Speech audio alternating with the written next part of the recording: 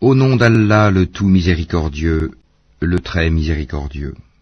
Ô prophète, crains Allah et n'obéis pas aux infidèles et aux hypocrites, car Allah demeure omniscient et sage. Et suis ce qui t'est révélé émanant de ton Seigneur, car Allah est parfaitement connaisseur de ce que vous faites. Et place ta confiance en Allah, Allah te suffit comme protecteur.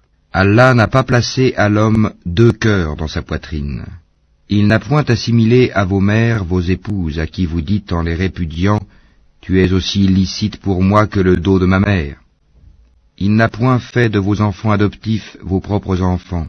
Ce sont des propos qui sortent de votre bouche. Mais Allah dit la vérité, et c'est lui qui met l'homme dans la bonne direction. Appelez-les du nom de leur père, c'est plus équitable devant Allah. Mais si vous ne connaissez pas leur père, alors considérez-les comme vos frères en religion ou vos alliés. Nul blâme sur vous pour ce que vous faites par erreur, mais vous serez blâmés pour ce que vos cœurs font délibérément.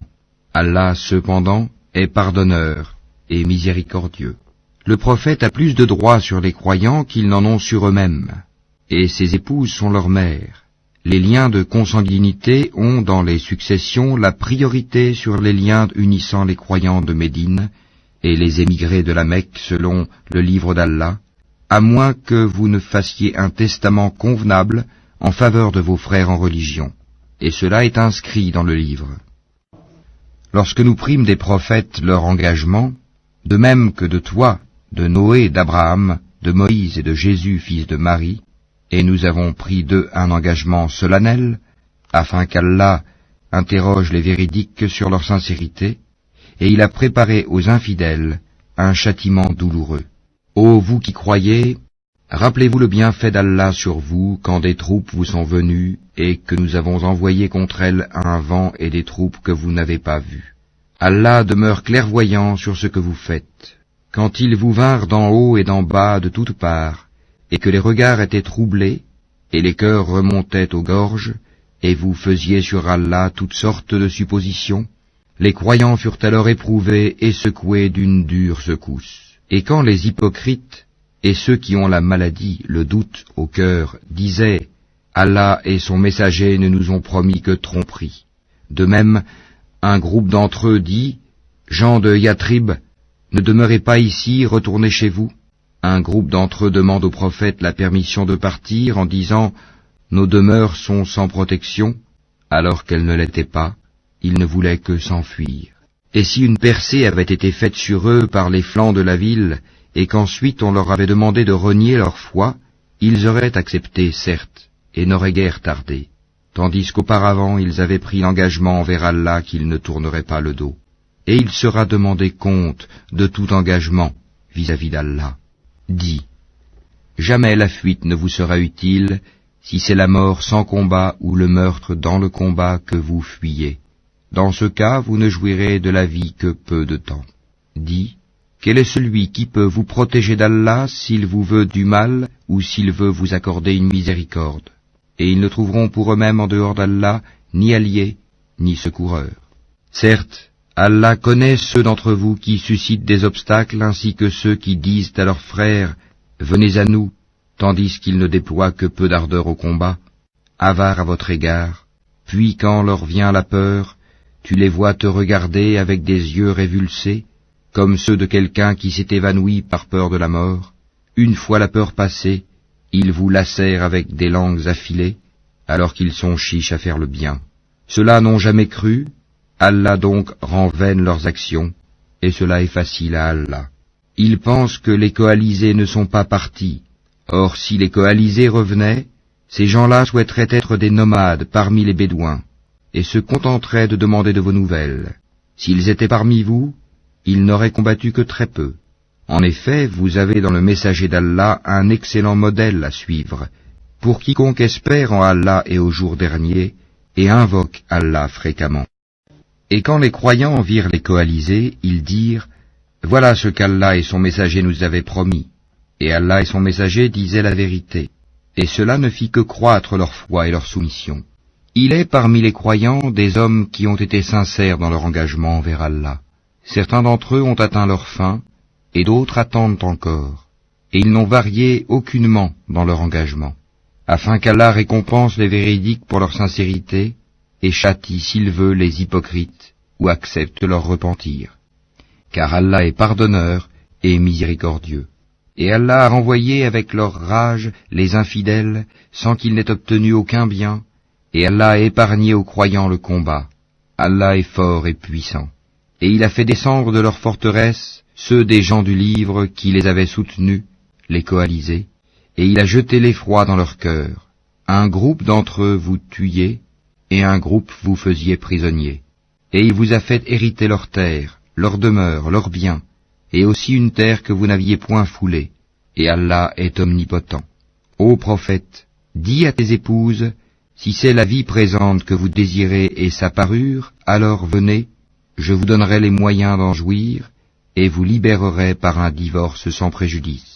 Mais si c'est Allah que vous voulez, et son messager, ainsi que la demeure dernière, Allah a préparé pour les bienfaisantes parmi vous une énorme récompense. Ô femmes du prophète, celle d'entre vous qui commettra une turpitude prouvée, le châtiment lui sera doublé par 2 fois, et ceci est facile pour Allah. Et celle d'entre vous qui est entièrement soumise à Allah et à son messager et qui fait le bien, nous lui accorderons 2 fois sa récompense, et nous avons préparé pour elle une généreuse attribution.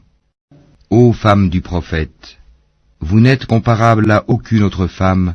Si vous êtes pieuse, ne soyez pas trop complaisante dans votre langage, afin que celui dont le cœur est malade, l'hypocrite, ne vous convoite pas, et tenez un langage décent. Restez dans vos foyers, et ne vous exhibez pas à la manière des femmes d'avant l'islam, Jahiliya, accomplissez la salat, acquittez la zakat, et obéissez à Allah et à son messager. Allah ne veut que vous débarrasser de toute souillure, ô gens de la maison du prophète, et veut vous purifier pleinement. Et gardez dans vos mémoires ce qui, dans vos foyers, est récité des versets d'Allah et de la sagesse. Allah est doux et parfaitement connaisseur. Les musulmans et musulmanes, croyants et croyantes, obéissants et obéissantes, loyaux et loyales, endurants et endurantes, craignants et craignantes, donneurs et donneuses d'aumônes, jeûnants et jeûnantes, gardiens de leur chasteté et gardiennes, invocateurs souvent d'Allah et invocatrices, Allah a préparé pour eux un pardon et une énorme récompense. Il n'appartient pas à un croyant ou à une croyante, une fois qu'Allah et son messager ont décidé d'une chose, d'avoir encore le choix dans leur façon d'agir.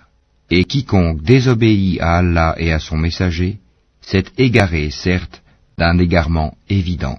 Quand tu disais à celui qu'Allah avait comblé de bienfaits, tout comme toi-même l'avais comblé, garde pour toi ton épouse et crains Allah, et tu cachais en ton âme ce qu'Allah allait rendre public, tu craignais les gens et c'est Allah qui est plus digne de ta crainte. Puis quand Zayd eut cessé toute relation avec elle, nous te la fîmes épouser, afin qu'il n'y ait aucun empêchement pour les croyants d'épouser les femmes de leurs fils adoptifs, quand ceux-ci cessent toute relation avec elle. Le commandement d'Allah doit être exécuté. Nul grief à faire au prophète en ce qu'Allah lui a imposé, conformément aux lois établies pour ceux qui vécurent antérieurement. Le commandement d'Allah est un décret inéluctable. Ceux qui communiquaient les messages d'Allah le craignaient et ne redoutaient nul autre qu'Allah, et Allah suffit pour tenir le compte de tout. Mohammed n'a jamais été le père de l'un de vos hommes, mais le messager d'Allah est le dernier des prophètes. Allah est omniscient. Ô vous qui croyez, évoquez Allah d'une façon abondante, et glorifiez-le à la pointe et au déclin du jour. C'est lui qui prie sur vous, ainsi que ses anges, afin qu'il vous fasse sortir des ténèbres à la lumière, et il est miséricordieux envers les croyants. Leur salutation au jour où ils le rencontreront sera « Salam, paix », et il leur a préparé une généreuse récompense. Ô prophète, nous t'avons envoyé pour être témoin, annonciateur, avertisseur, appelant les gens à Allah par sa permission, et comme une lampe éclairante. Et fais aux croyants la bonne annonce qu'ils recevront d'Allah une grande grâce. Et n'obéis pas aux infidèles et aux hypocrites. Ne prête pas attention à leur méchanceté, et place ta confiance en Allah, et Allah suffit comme protecteur. Ô vous qui croyez, quand vous vous mariez avec des croyantes et qu'ensuite vous divorcez d'avec elles avant de les avoir touchées, vous ne pouvez leur imposer un délai d'attente. Donnez-leur jouissance d'un bien et libérez-les par un divorce sans préjudice. Ô prophète, nous t'avons rendu licite tes épouses à qui tu as donné leur mar, dot, ce que tu as possédé légalement parmi les captives ou esclaves qu'Allah t'a destinées, les filles de ton oncle paternel, les filles de tes tantes paternelles, les filles de ton oncle maternel, et les filles de tes tantes maternelles, celles qui avaient émigré en ta compagnie, ainsi que toute femme croyante si elle fait don de sa personne au prophète, pourvu que le prophète consente à se marier avec elle. C'est là un privilège pour toi, à l'exclusion des autres croyants.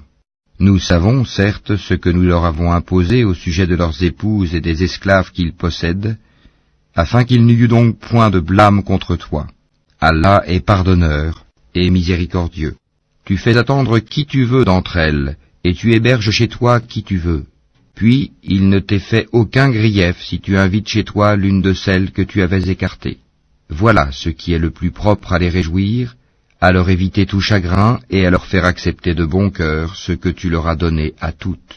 Allah sait cependant ce qui est en vos cœurs, et Allah est omniscient et indulgent. Il ne t'est plus permis désormais de prendre d'autres femmes, ni de changer d'épouse, même si leur beauté te plaît, à l'exception des esclaves que tu possèdes. Et Allah observe toutes choses. Ô vous qui croyez, n'entrez pas dans les demeures du prophète, à moins qu'invitation ne vous soit faite à un repas sans être là à attendre sa cuisson. Mais lorsqu'on vous appelle, alors entrez. Puis, quand vous aurez mangé, dispersez-vous sans chercher à vous rendre familier pour causer. Cela faisait de la peine au prophète, mais il se gênait de vous congédier, alors qu'Allah ne se gêne pas de la vérité. Et si vous leur demandez à ces femmes quelque objet, demandez-le leur derrière un rideau. C'est plus pur pour vos cœurs et leurs cœurs. Vous ne devez pas faire de la peine aux messagers d'Allah, ni jamais vous marier avec ses épouses après lui. Ce serait auprès d'Allah un énorme péché. Que vous divulguiez une chose ou que vous la cachiez, Allah demeure omniscient. Nul grief sur elles au sujet de leurs pères, leurs fils, leurs frères, les fils de leurs frères, les fils de leurs sœurs, leurs femmes de suite, et les esclaves qu'elles possèdent. Et craignez Allah, car Allah est témoin de toutes choses. Certes, Allah et ses anges prient sur le prophète. Ô vous qui croyez, priez sur lui, et adressez-lui vos salutations. Ceux qui offensent Allah et son messager, Allah les maudit ici-bas, comme dans l'au-delà, et leur prépare un châtiment avilissant. Et ceux qui offensent les croyants et les croyantes, sans qu'ils l'aient mérité, se chargent d'une calomnie et d'un péché évident. Ô prophète, dis à tes épouses, à tes filles, et aux femmes des croyants, de ramener sur elles leur grand voile. Elles en seront plus vite reconnues et éviteront d'être offensées. Allah est pardonneur et miséricordieux. Certes, si les hypocrites, ceux qui ont la maladie au cœur, et les alarmistes, semeurs de troubles à Médine, ne cessent pas, nous t'inciterons contre eux, et alors ils n'y resteront que peu de temps en ton voisinage. Ce sont les maudits. Où qu'on les trouve, ils seront pris et tués impitoyablement. Telle était la loi établie par Allah envers ceux qui ont vécu auparavant, et tu ne trouveras pas de changement dans la loi d'Allah. Les gens t'interrogent au sujet de l'heure. Dis, sa connaissance est exclusive à Allah. Qu'en sais-tu? Il se peut que l'heure soit proche. Allah a maudit les infidèles et leur a préparé une fournaise, pour qu'ils y demeurent éternellement sans trouver ni alliés ni secoureurs. Le jour où leurs visages seront tournés et retournés dans le feu, ils diront, hélas pour nous, si seulement nous avions obéi à Allah et obéi aux messagers. Et ils dirent, Seigneur, nous avons obéi à nos chefs et à nos grands, c'est donc eux qui nous ont égarés du sentier. Ô notre Seigneur, inflige-leur 2 fois le châtiment et maudis-les d'une grande malédiction. Ô vous qui croyez, ne soyez pas comme ceux qui ont offensé Moïse. Allah l'a déclaré innocent de leurs accusations, car il était honorable auprès d'Allah. Ô vous qui croyez, craignez Allah et parlez avec droiture, afin qu'il améliore vos actions et vous pardonne vos péchés. Quiconque obéit à Allah et à son messager obtient certes une grande réussite. Nous avions proposé aux cieux, à la terre et aux montagnes la responsabilité de porter les charges de faire le bien et d'éviter le mal. Ils ont refusé de la porter, et en ont eu peur alors que l'homme s'en est chargé, car il est très injuste envers lui-même et très ignorant.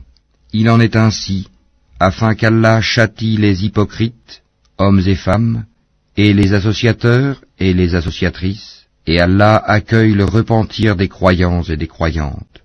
Allah est pardonneur et miséricordieux.